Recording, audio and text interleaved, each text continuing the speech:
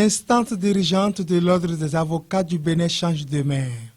Prosper Aounou s'en va et Angelo Humpati prend les rênes.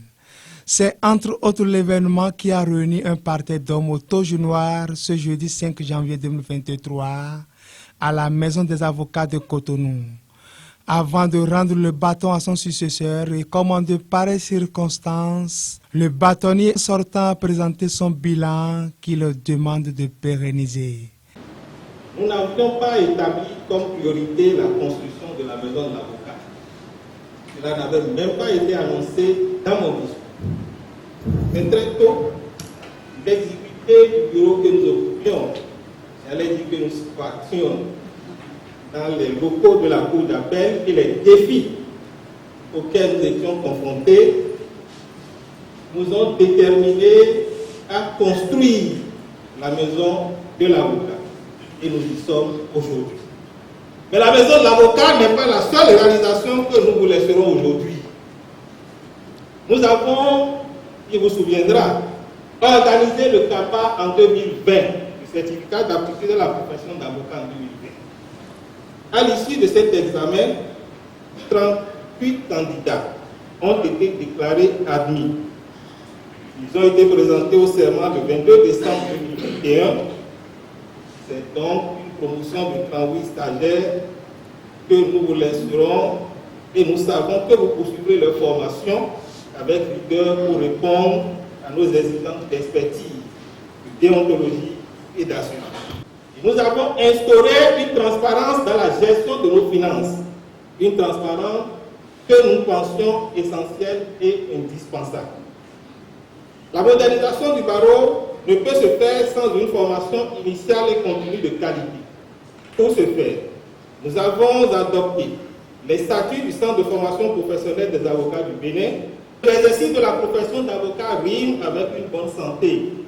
C'est pourquoi, dès 2022, nous avons souscrit à une assurance santé pour tous les avocats du barreau du Bénin. Cette assurance est encore en cours de validité. Pendant ces 3 années, je vous ai vu à l'œuvre. Vous avez investi votre temps et votre énergie au service de notre conférence. Vous vous êtes donné sans compter. Votre mandat étant venu à son terme, sachez tout simplement que la conférence attend encore de vous. En son nom, je vous témoigne avec chaleur sa gratitude pour votre travail et la qualité de votre engagement.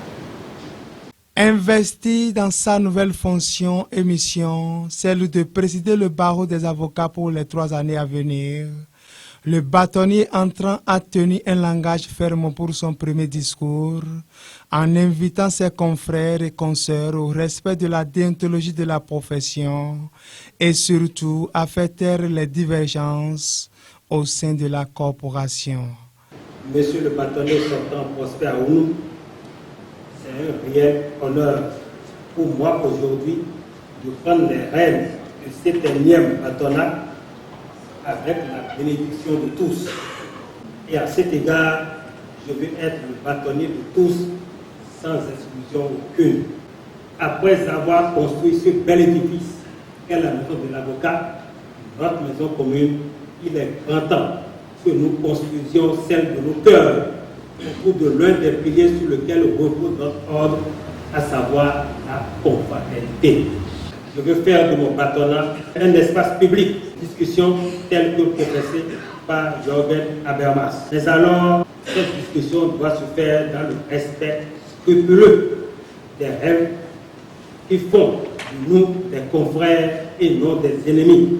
Nous avons les acquis de notre ordre à consolider, la discipline de notre ordre à assurer, son image à davantage restaurer et son avenir à écrire.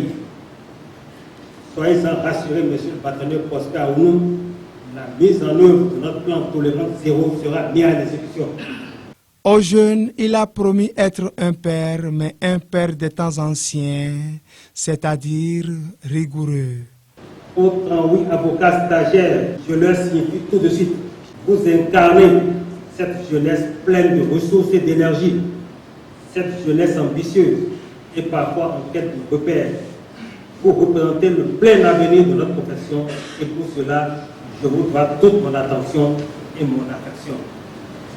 Mais attention, mon attention sera celle d'un père qui ambitionne de voir ses enfants réussir. Pour cela, je serai ferme à votre endroit pour vous montrer les vertus de la discipline, mais tout aussi rigoureux pour vous montrer les chemins qui mènent au succès dans cette profession. Dans cette quête, souffrez donc que je sois sourd à vos chagrins et inconforts. Souffrez que je sois intransigeant face au manquement et égarement des chemins balisés par nos règles déontologiques. Souffrez que je sois le premier d'entre nous qui veille au grain. Ici, il n'y aura aucun avenir pour les brebis galeuses. Sans doute, les conditions pour pérenniser les acquis de l'ancienne équipe. Dans la même logique, il a annoncé les grands chantiers qui seront signés tout au long du mandat. Au rang de ces chantiers, on peut citer le partenariat à l'international et surtout vers les pays anglophones. Nouer des accords de partenariat sud-sud pour des biens linguistiques. Je remettrai à l'ouvrage la question de la nécessaire et indispensable effectivité de l'aide judiciaire au profit des justiciables les plus démunis. Le début du bâtonnat d'Angelo Humpati marque aussi la rentrée de l'année judiciaire 2023, placée sous le signe de l'intégration. Un thème que le président de la conférence des barreaux de l'espace UEMOA a apprécié. Le transfert et la gestion des différents bâtonniers connaît des pesanteurs. Une autre difficulté identifiée concerne l'effectivité de la création de la CARPA. Certaines CARPA ne sont pas encore intégrales ou même ne sont pas du tout créées, ce qui expose la corporation aux dérives connues de nous tous. En choisissant le terme de l'intégration ce jour, votre barreau a voulu assurer la vulgarisation des tests susvisés et aussi attirer votre attention sur les difficultés enregistrées. Le double événement a connu la participation des sommités venues des pays frères et du Bénin.